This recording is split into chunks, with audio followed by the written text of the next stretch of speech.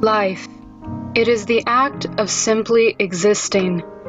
Now, life can be a good or bad experience for us, and that usually depends on our own actions.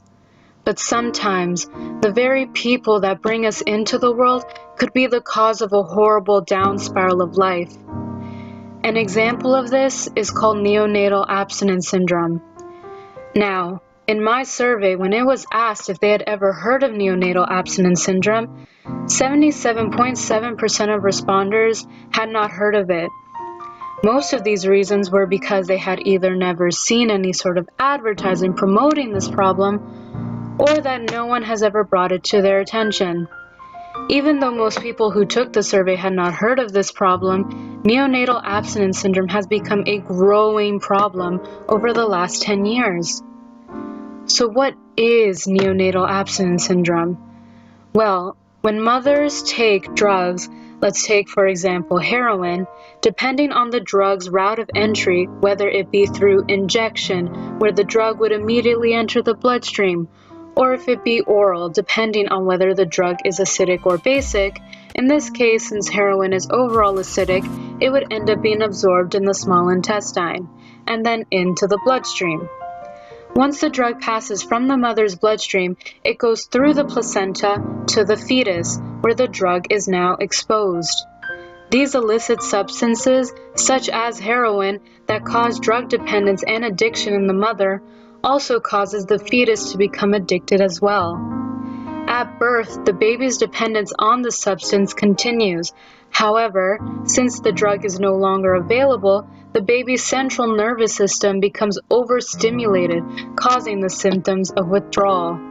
Symptoms of withdrawal consist of tremors, irritability, sleep problems, high-pitched crying, tight muscle tone, hyperactive reflexes, unstable temperature, and or vomiting and diarrhea, which can lead to dehydration.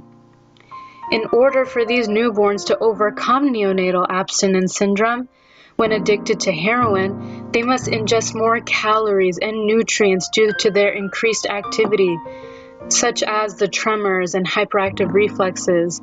An IV is also sometimes needed in the case of dehydration becoming too severe. Also, when certain infants show severe reactions to the absence of heroin, it becomes necessary for them to continue to be given the drug in smaller and smaller doses until the child doesn't need it anymore. But has the child really been cured? The answer would be no.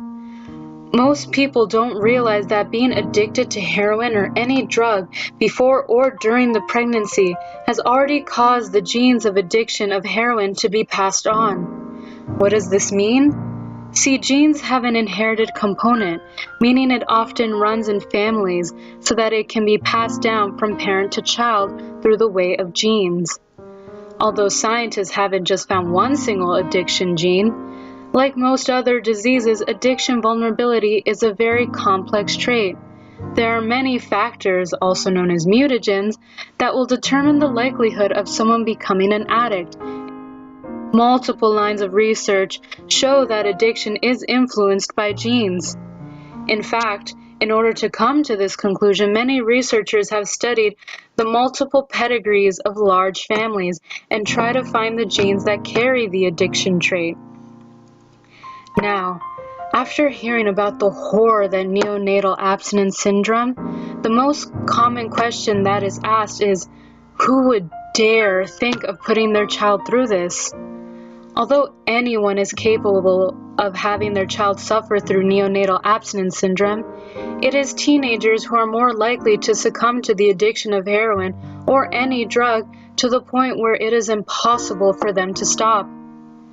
According to research in 2015, about almost 60% of pregnant teenagers had confessed to taking one or more substances throughout their pregnancy. So what causes all these teenagers to succumb to drugs? The reasons why they are more prone to consuming drugs is of the following: peer pressure, modeling a parent's behavior, curiosity, boredom, and mere ignorance. This all proved to be true when 68% of responders admitted to peer pressure of drugs, and 83.2% confessed that they know someone, whether it be a family member, a friend, or both, who consumes drugs. So when push comes to shove, most responders also said that if they were ever to take drugs, it would be out of mere curiosity and/or boredom. Along with 83.3% of people who had been offered drugs were most popular in marijuana, which was 33.7%, and heroin at 22.8%, and even 12.7% who said that they had been offered all of the above. But is it really the fault of teenagers as to why their children suffer through neonatal abstinence syndrome when the drug is so easily available towards them? Recently, heroin has become a severe problem in Canada, which has now caused it to legalize heroin as a prescription drug. Since heroin is now so high in demand, it increases its production, which causes deforestation, soil erosion, habitat destruction, and flooding in Burma, China, just to grow poppy plants where the heroin can be made from.